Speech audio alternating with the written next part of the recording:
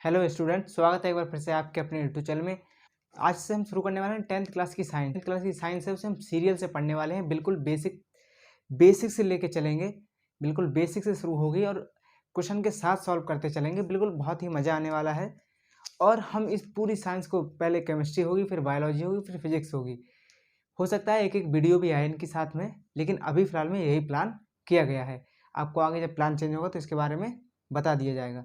आपको बताते हैं पूरी साइंस प्लेलिस्ट में है, प्लेलिस्ट का लिंक डिस्क्रिप्शन में है, आप जाकर देख सकते हैं। तो चलिए आज की क्लास शुरू करते हैं। हमारा साइंस का ये पहला चैप्टर है केमिस्ट्री का पहला चैप्टर है हमारा। चैप्टर का नाम है रासायनिक अभिक्रियाएं एवं समीकरण। ये फर्स्ट चैप्टर है और इसे बिल्कुल शुरुआत से पढ़ने वाले हैं और हर चैप्टर इसी चैप्टर की तरह शुरुआत से पढ़ने वाले हैं, बिल्कुल बेसिक तरीके से, बिल्कुल बेसिक से चलेंगे हाई लेवल तक। तो चलिए आज की क्लास शुरू करते हैं। तो इस चैप्टर को शुरू होने से पहले सबसे पहले आती है भौतिक परिवर्तन, फिजिकल चेंज क्या होते हैं। तो फिजिकल चेंज की जब बात करते हैं तो फिजिकल चेंज की एक खास बात ये होती है कि रिवर्सिबल होते हैं। रिवर्सिबल मतलब जैसे मान लो बर्फ है, बर्फ का हम अगर एग्जाम्पल लें तो बर्फ को हम क्या कर सकते हैं, धूप में रख देंगे, क्या बन जाएगा, पानी बन जाएगा। और पानी को फ्रिज में रख दिया जाए, क्या करें, पानी को हमने रख दिया फ्रिज में, नॉर्मल फ्रिज होता है, आप करके देख सकते हैं, तो वो क्या बन जाता है, बर्फ बन जाता है। लौट कर यहीं पर आ जाता है, क्या बन गया, बर्फ बन गया। ये क्या होता है, भौतिक परिवर्तन का एक गुण होता है। इसे हटाते हैं और चलते हैं डेफिनेशन पे। असल बात डेफिनेशन क्या है हमारी, तो हम डेफिनेशन की बात करें तो सबसे पहले फिजिकल चेंज, भौतिक परिवर्तन, इंग्लिश में बोलते हैं इसे फिजिकल चेंज। पदार्थ में होने वाले परिवर्तन जिसमें भौतिक अवस्था, आकार, गुण और द्रव्यमान आदि में कोई परिवर्तन नहीं होता है। अभी हमने बताया कि आकार, अवस्था, मान लो कि जो बर्फ बना था, हमने क्या किया, पानी फ्रिज में रखा, तो बन गया बर्फ। और जब बर्फ बन गया तब हमने उसे थोड़ी देर नॉर्मल टेम्परेचर पे, अगर आप कमरे में भी रख दोगे तब भी वो पानी बन जाएगा। कमरे का टेम्परेचर 25 डिग्री सेल्सियस होता है, अगर हम उसमें भी रख देंगे तो ये क्या बन जाएगा, पानी बन जाएगा। तो आप ये बताओ, इसके द्रव्यमान में कोई परिवर्तन होने वाला है, इसकी गुणों में कोई परिवर्तन होने वाला है, आकार में कोई, वैसे भी पानी का तो कोई आकार होता नहीं है, जिस बर्तन में रख दोगे उसका आकार ले लेगा। तो ये हो गया, कहने का मतलब है पानी को बर्फ बना लो या बर्फ को पानी बना लो, इसके गुण, आकार और द्रव्यमान में यानी वजन में कोई परिवर्तन नहीं होने वाला है। तो ये हो गया। अब चलते हैं आगे, थोड़ा सा आगे बढ़ते हैं इसको। जैसे बर्फ का पानी में परिवर्तन होना, अभी हमने बात की थी बर्फ और पानी की, बर्फ का पानी में परिवर्तन होना, बाष्पन और हिमीकरण भी इसका उदाहरण है। तो ये हो गया भौतिक परिवर्तन की एक विशेषता ही कहो, उसे विशेषता बताई थी कि भौतिक परिवर्तन अस्थायी होता है, ये परमानेंट नहीं होता। अस्थायी का मतलब होता है अनपरमानेंट, अस्थायी होता है, इसे पुनः वापस किया जाता है। पुनः वापस का मतलब अभी बताया, बर्फ को पानी बना लो और वो उसी पानी को बर्फ बना लो। बर्फ को क्या किया, पानी बनाया और फिर पानी को बर्फ बना लिया। अभी हम कर चुके हैं 2-3 बार। तो ये हो गया भौतिक परिवर्तन। अब चलते हैं रासायनिक परिवर्तन। रासायनिक परिवर्तन क्या होते हैं, इसे बोलते हैं केमिकल चेंज। यहाँ पर लिखा नहीं है इंग्लिश में, लेकिन इंग्लिश में इसे बोलते हैं केमिकल चेंज। वे परिवर्तन जिनमें पदार्थ के अणुओं का रासायनिक संगठन को इंग्लिश में बोलते हैं कंपोजिशन, यानी जुड़ना, का द्रव्यमान परिवर्तित होकर एक से अधिक पदार्थ बनते हैं। रासायनिक परिवर्तन वे होते हैं जिनमें 2 या 2 से अधिक परमाणु मिलकर एक नए पदार्थ का निर्माण करते हैं। अब ये वापस नहीं आ सकता है, खास बात इसकी ये है, ये अगर कुछ बन गया तो ये वापस नहीं आ सकता। अब कैसे, इसका अगर हम एग्जाम्पल लें तो नॉर्मल हम घरेलू एग्जाम्पल लें तो खाने का एग्जाम्पल ले सकते हैं। आपने मम्मियों को देखा होगा, पहले से वो सब्जी काटती हैं, लिखते हैं साथ में, सब्जी काटी, जब सब्जी कट गई तब उसमें मतलब बनाया जाता है, पकाया जाता है, आग पर रखते हैं, उसमें परिवर्तन होता है काफ़ी, और उसमें कई मसाले पड़ के काफ़ी चीज़ बनती है, तब वो सब्ज़ी खाने के लिए रेडी हो जाती है। जब वो खाने के लिए रेडी हो गई तब आप उसे वापस सब्ज़ी में बदल सकते हो क्या, जो खाने के लिए रेडी हुआ उसे वापस इसमें बदल सकते हो क्या, नहीं बदला जा सकता। इसी को कहते हैं रासायनिक परिवर्तन। अब ये काम कैसे करता है, और रासायनिक परिवर्तन की खास बात ये है, ये परमानेंट होता है, यानी स्थायी होता है। एक बार हो गया तो हो गया, वापस नहीं आने वाला है किसी कंडीशन में। तो ये हो गया। अभी हमने बताया कि इसमें आग दी, हीट दी हमने, इसमें कुछ देखो पहले सब्जी थी नॉर्मल, जब हमने मसाले डाले रंग परिवर्तन हो सकता है, उसका कलर हो सकता है चेंज हो जाए, रेड नॉर्मल सब्जी का हो ही जाता है। हो सकता है उसके स्वाद में परिवर्तन आ जाए, ये भी हो सकता है, ऑब्वियसली होगा ही होगा। हो सकता है उसकी स्थिति बदल जाए, हो सकता है उसकी भौतिक अवस्था बदल जाए। पहले वो सब्जी थी, अब वो मतलब है भी सब्जी लेकिन वो खाने लायक है, अब की बार खाने वाली सब्जी हो गई, भौतिक अवस्था हो गई। ये थे इसकी क्वालिटी रासायनिक परिवर्तन की। अब यही देखने वाले हैं हम इस डेफिनेशन में, कुछ खास है नहीं। वे परिवर्तन जिनमें पदार्थ के अणुओं का रासायनिक संघटक यानी कंपोजिशन का द्रव्यमान परिवर्तन होकर एक या एक से अधिक पदार्थ बनते हैं, रासायनिक परिवर्तन कहते हैं। यहाँ तक हो गया। हम इसके एग्जाम्पल हमने ले रखे हैं दहन, जंगलग्न, प्रतिस्थापी अभिक्रियाएं, अपघटनीय अभिक्रियाएं। और ये जो अभिक्रियाएं हैं ये हम आगे पढ़ने वाले हैं, जो आगे आने वाली क्लासें हैं उनमें हम ये पढ़ने वाले हैं। इसके बाद जो नेक्स्ट क्लास आएगी वो हो सकता है इन्हीं पर आए, क्योंकि काफ़ी ज़्यादा रिएक्शन है, इंपॉर्टेंट है, ये बेसिक है, इसको जानना जरूरी है। तो ये हो गया। अब इसकी हमने क्वालिटी की बात करी थी, यानी गुण, इसमें क्या क्या गुण होते हैं।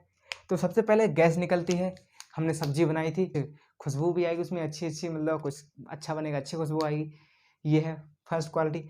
अपक्षेप बन जाते हैं, केमिस्ट्री की बात हो गई है, अपक्षेप बन सकता है, रंग परिवर्तन हो सकता है। अभी ये तो अपने घरेलू यूज सब्जी में आ गया, अगर पनीर बना होगा तो वो चेंज हो जाएगा किस में, पीले कलर में, क्योंकि बहुत सारे मसाले पड़ेंगे, तेल पड़ेगा, बहुत सारी चीज़ें, हल्दी टाइप, उसमें क्या चेंज होगा, कलर भी चेंज होगा। नेक्स्ट है भौतिक अवस्था बदल जाएगी। भौतिक अवस्था ऑफिशियली बदलेगी, क्यों भौतिक अवस्था बदलेगी, क्यों बदलेगी, पहले वो सिर्फ पनीर था, उसमें बहुत सी चीज़ें पड़ी, बदल गया, उसकी भौतिक अवस्था क्या हुई, बदल गई। वो फिजिकल चेंज उसमें जो फिजिकल था वो नहीं रहा, नॉर्मल जो पहले था वैसा नहीं रहा, वैसा नहीं रहा। तो ये क्या है, भौतिक अवस्था बदल जाती है। तो ये है। अब तापमान बदल सकता है, पहले तो पनीर जब आप लाओगे बस दुकान से तब वो क्या होगा, नॉर्मल ठंडा होगा, जब उसे हीट दोगे सब्जी बनाओगे तो वो गर्म हो जाएगा, लेकिन थोड़ी देर बाद वो फिर से ठंडा हो जाएगा, सब्जी रख दोगे तो वो ठंडा दोबारा हो जाएगा। ये क्या होगा, उसका तापमान बदल सकता है, तापमान भी बदलने की बात हो गई। तो कोई ये चीज़ थी, ये थे रसायन भौतिक परिवर्तन, ये थे रासायनिक परिवर्तन। अब चलते हैं आगे, क्योंकि अब ये चैप्टर होने वाला है शुरू, तो चलिए चलते हैं आगे। तो चलिए चलते हैं हम आगे। आगे हम देखने वाले हैं इसमें रासायनिक अभिक्रियाएं और रासायनिक समीकरण, और उसके बाद देखेंगे शब्द समीकरण। यहाँ से जो टॉपिक है ये अलग का है। तो सबसे पहले आते हैं रासायनिक अभिक्रिया। रासायनिक अभिक्रियाओं के बारे में थोड़ी सी बात कर लेते हैं। पहले होता क्या है, पदार्थ के परमाणु या अणु पुनर्व्यवस्थित होकर, पुनर्व्यवस्थित का मतलब होता है रीअरेंजमेंट, पुनर्व्यवस्थित होकर पदार्थ का निर्माण करते हैं, मतलब कोई नया एलिमेंट बनता है, तो इस घटना को रासायनिक अभिक्रिया कहते हैं। तब क्या कहते हैं, इस घटना को रासायनिक अभिक्रिया कहते हैं। ये बढ़ते हैं इसे देख के। इसमें क्या है, हमने क्या पढ़ा कि दो परमाणु रहेंगे, एक हमने ले लिया कार्बन ले लिया और ऑक्सीजन ले लिया। कार्बन को लिखते हैं C से और ऑक्सीजन को लिखते हैं O2 से, ये नॉर्मल आपको पता होना चाहिए। कार्बन ऑक्सीजन की हमने की रिएक्शन बना कार्बन डाइऑक्साइड। जब दो या दो से अधिक पदार्थ मिलकर एक नए पदार्थ का निर्माण करते हैं तब इस घटना को रासायनिक अभिक्रिया कहते हैं। आपको एक बात ध्यान रखनी है, जरूरी नहीं है कि यहाँ पर एक ही पदार्थ बने, एक से ज़्यादा भी बन सकते हैं। आपको इस बात का ध्यान रखना है कि यहाँ पर एक से ज़्यादा पदार्थ भी बन सकते हैं, ये कोई कंडीशन नहीं है कि एक ही पदार्थ बनेगा। तो अब आते हैं नेक्स्ट, अब है रासायनिक समीकरण क्या होता है। ये रासायनिक समीकरण का जो नीचे वाला आप देख रहे हैं ये इसी का पार्ट होता है। नेक्स्ट, रासायनिक समीकरण का निरूपण इस तरीके से। क्या ये रासायनिक समीकरण में होता ये है कि हम जो अभी हमने जो पढ़े एलिमेंट जो तत्व होते हैं उन्हें संकेतों या सूत्रों से लिखते हैं। संकेत और सूत्र क्या होते हैं, क्योंकि ये तो हो गया इसका नाम लंबा चौड़ा, अगर इसे हम इसे लिखते रहेंगे तो ज़िंदगी खत्म हो जाएगी, इसलिए हम लिखते हैं इन्हें संकेतों या सूत्रों द्वारा लिखा जाता है। और इसमें एक चीज़ खास बात यह है, जब हम ठोस आता है कहीं पर तब हम उसे S लगा लेते हैं आगे। इस तरीके से अभी बात करने वाले हैं। द्रव के लिए L और गैस के लिए G और जलीय विलयन के लिए AQ, एक्वस, जिसे एक्वस बोलते हैं। ठोस को इंग्लिश में बोलते हैं सॉलिड, S लगाते हैं जब ठोस की बात होती है। द्रव को बोलते हैं लिक्विड, L लगाते हैं जब द्रव की बात होती है। गैस को बोलते हैं, गैस को इंग्लिश में गैस ही बोलते हैं इसलिए G लगाते हैं। और जलीय विलयन को बोलते हैं एक्वस, तब AQ लिखते हैं। ये हो गया। इसमें था क्या, इसमें था कि हम रासायनिक समीकरण जो हम लेंगे उसे सूत्रों द्वारा लिखेंगे, संकेतों या सूत्रों द्वारा। कैसे, Mg मैग्नीशियम हमने लिया, जब हमने मैग्नीशियम लिया इसका नाम इसलिए लिख दिया कि आपको आसानी से समझ में आ जाए। हमने मैग्नीशियम लिया, इसमें सबसे पहले लिया मैग्नीशियम, उसे किससे लिखा, उसके सूत्र से लिखा मैग्नीशियम होता है ठोस यानी सॉलिड, इसलिए एस बना दिया आगे। इन चीज़ों का यूज़ यहाँ पर है। अब नेक्स्ट आता है HCl हाइड्रोक्लोरिक अम्ल। ये क्या होता है? लिक्विड होता है, द्रव। लिक्विड को हिंदी में बोलते हैं द्रव। ये द्रव अवस्था में होता है, इसलिए हमने लिख लिया L हाइड्रोक्लोरिक अम्ल। फिर नेक्स्ट आता है MgCl2। ये मैग्नीशियम क्लोराइड बनता है, ये हो जाता है सॉलिड स्टेट में। तो ये हो गया। और नेक्स्ट बना हाइड्रोजन, जो होती है गैस, उसे हमने उसके आगे जी ब्रैकेट में बना दिया। ये इस तरीके से हो गया। इस जो पूरी फॉर्मेट थी रासायनिक समीकरण का, मतलब यही था सीधा सीधा कि जो भी हमें लेना है वो हमें लेना है सूत्रों में, हमें ये थ्योरी नहीं लिखनी है। इस तरीके से अगर हम थ्योरी लिखते हैं तो बहुत ही ज़्यादा टाइम लगता है। इसके बारे में जो थ्योरी है इसके बारे में हम आगे बात करने वाले हैं, बिल्कुल इसी क्लास में आज हम निपटा देंगे। उसके बाद आगे की क्लास में हम रिएक्शनें पढ़ने वाले हैं जो आपके बोर्ड में आती हैं, इंपॉर्टेंट रिएक्शन हैं। तो हो गया, कोई समस्या नहीं में। हमने इसमें किया क्या था एक बार और देखते हैं। किस रासायनिक अभिक्रिया में भाग लेने वाले तत्व यानी एलिमेंट, तत्व का मतलब होता है एलिमेंट या सूत्रों, प्रदर्शित करने की विधि को रासायनिक समीकरण कहते हैं। सीधा सीधा मतलब है, आपने अगर मैग्नीशियम है, अगर आपने कार्बन लिया, मान लिया यहाँ पे कार्बन लिया, तो आपको कार्बन नहीं लिखना है, सी लिखना है। अगर आप हाइड्रोजन लेते हैं या फिर जिंक ले लो तो इसे लिखेंगे ZN से। जिंक को क्या लिखते हैं? ZN से। ये हो गया। और हिंदी में जिंक को बोलते हैं जस्ता, हिंदी नॉर्मल, ठीक है। ये हो गया। अब बात करते हैं नेक्स्ट टॉपिक, शब्द समीकरण। ये काफ़ी ज़्यादा इंपॉर्टेंट टॉपिक है क्योंकि ये यहीं से चैप्टर स्टार्ट होता है। यहाँ तक की थी ये बेसिक नॉलेज की बात थी ये। तो चलिए शुरू करते हैं। शब्द समीकरण होते क्या है? शब्द समीकरण सबसे पहले शब्द समीकरण में अभिकारकों से बनने वाले उत्पाद के बीच, देखो इसमें उत्पाद कौन सा होता है, अभिकारक कौन सा होता है, ये समझ लो। ये जो इस साइड में लिखे होते हैं, ये सॉरी यहाँ से यहाँ तक, सिर्फ यहाँ से यहाँ तक, इन्हें बोलते हैं अभिकारक।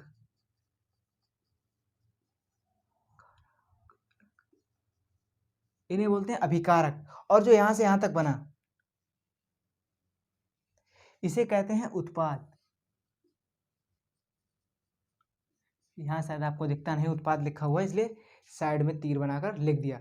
इसे बोलते हैं उत्पाद। ये होता है अभिकारक, ये होता है उत्पाद। अभिकारक से बनता उत्पाद, अभिकारक से बनता उत्पाद। ये बना, कोई समस्या नहीं। यहां तक आ गए थे। हम तीर का निशान लगाते हैं। तीर के बाईं ओर यानी इधर अभिकारक के बीच में, तीर के बाईं ओर यानी इधर अभिकारक के बीच में प्लस का निशान लगाते हैं। प्लस को हिंदी में बोलते हैं जमा। प्लस का निशान लगाते हैं। ये हमने दो एलिमेंट लिए हैं, दो तत्व लिए हैं, जस्ता और सल्फ्यूरिक अम्ल। इसके बीच में जो साइन है वो है प्लस का। किसका साइन लिया? प्लस का साइन लिया। और बनने वाले उत्पादों के बीच में भी प्लस का साइन लगाते हैं। मान लो कभी कभी होता क्या, यहाँ तो एक उत्पाद बना था लेकिन यहाँ एक से ज़्यादा बन गए, यहाँ पर भी एक से ज़्यादा थे, तो हमने प्लस का साइन लिया था। यहाँ पर भी क्या लिया? प्लस का साइन। तो इसमें हुआ क्या था कि हम इस तरीके से जब लिख रहे थे तब हमें बहुत टाइम लग रहा था। वैज्ञानिकों ने चर्चा की कि भाई इस तरीके से नाम लिखेंगे, जस्ता, सल्फ्यूरिक अम्ल, जिंक सल्फेट और हाइड्रोजन। थ्योरी लिखेंगे, उसके नीचे ठोस, विलयन, गैस। इस तरीके से हम लिखेंगे तो बहुत टाइम लगेगा। थोड़ा सा अपग्रेड हुए, थोड़ा टाइम बचाने के लिए थोड़ा सा अपग्रेड हुए, तो उन्होंने क्या किया, इसी चीज़ को सूत्रों में निरूपित कर दिया। इन्हीं वाले सूत्रों में, जो ऊपर वाली डेफिनेशन थी इसी से रिलेट करती है कि सूत्रों में निरूपित कर दिया। तो चलिए चलते हैं आगे। चलिए अब चलते हैं आगे। आगे जो है वो है प्रतीकों तथा सूत्रों का निरूपण। इसमें क्या है, ये भी बिल्कुल आसान है। प्रतीकों तथा सूत्रों का निरूपण है।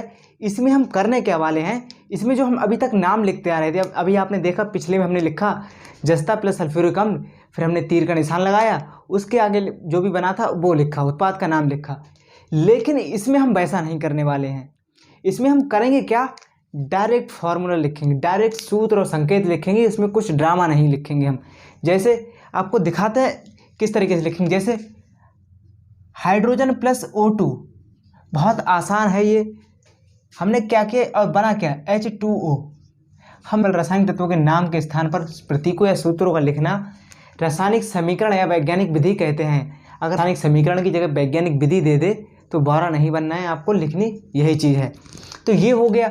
इसमें होता क्या है कि हम डायरेक्ट सूत्र लिखते हैं उसके। जैसे हमें दे रखा है हाइड्रोजन, तो हम डायरेक्ट H लिखेंगे, जिंक Zn लिखेंगे, गोल्ड Au लिखेंगे, चांदी Ag लिखेंगे। इस तरीके से हम डायरेक्ट नाम लिखेंगे और भी बहुत सारे नाम होते हैं, कॉपर Cu। अगर हमें कहने का मतलब भाई ये है, जब वैज्ञानिक थोड़ा सा अपग्रेड हुए, जो पिछली वाली हमने बात की थी उसमें थोड़ा अपग्रेड हुए, फिर उन्होंने ये दी वैज्ञानिक विधि दी। इसमें क्या किया उन्होंने, डायरेक्ट सूत्रों को लिखा, जिससे हमारा टाइम बचा, काफ़ी ज़्यादा टाइम बचा। अगर हम हिंदी लिखते रहते तो इसी चीज़ को अब तक लिख पाते, करीब 1 मिनट लेता, 1 मिनट लेता, इसमें करीबन 50 सेकंड बच गए। इसे कहते हैं प्रतीकों तथा सूत्रों का निरूपण।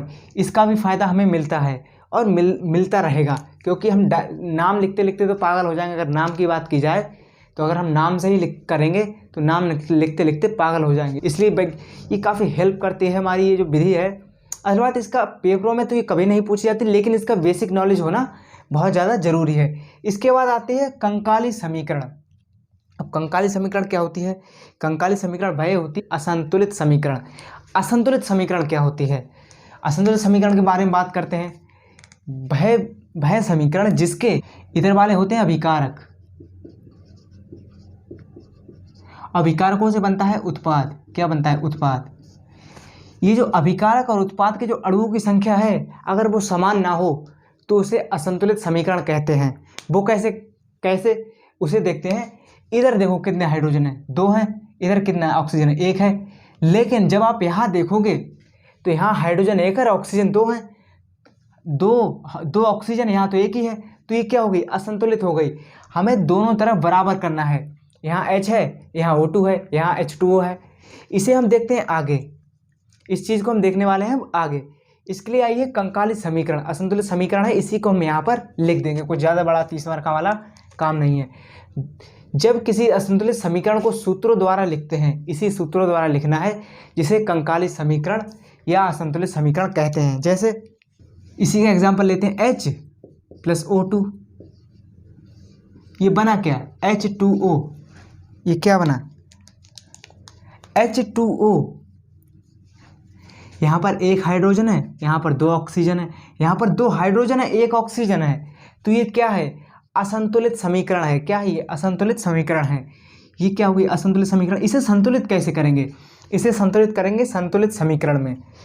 देखो, जब आपको पेपरों में करना होता है तब ये चीज़ें आपको नहीं लिखनी होती है, तब आपको डायरेक्ट लिखना होता है संतुलित समीकरण, वो भी डायरेक्ट इन चीज़ों से। लेकिन आपको इन चीज़ों का नॉलेज नहीं होगा, तब तक आप इन चीज़ों को लिख नहीं पाएंगे, इसलिए इनका बेसिक नॉलेज होना जरूरी है। तो अब बात करते हैं संतुलित समीकरण की। संतुलित समीकरण क्या होती है? वह रासायनिक अभिक्रिया जिसके दोनों पक्षों में अभिकारक और उत्पाद की अणुओं की संख्या बराबर होती है।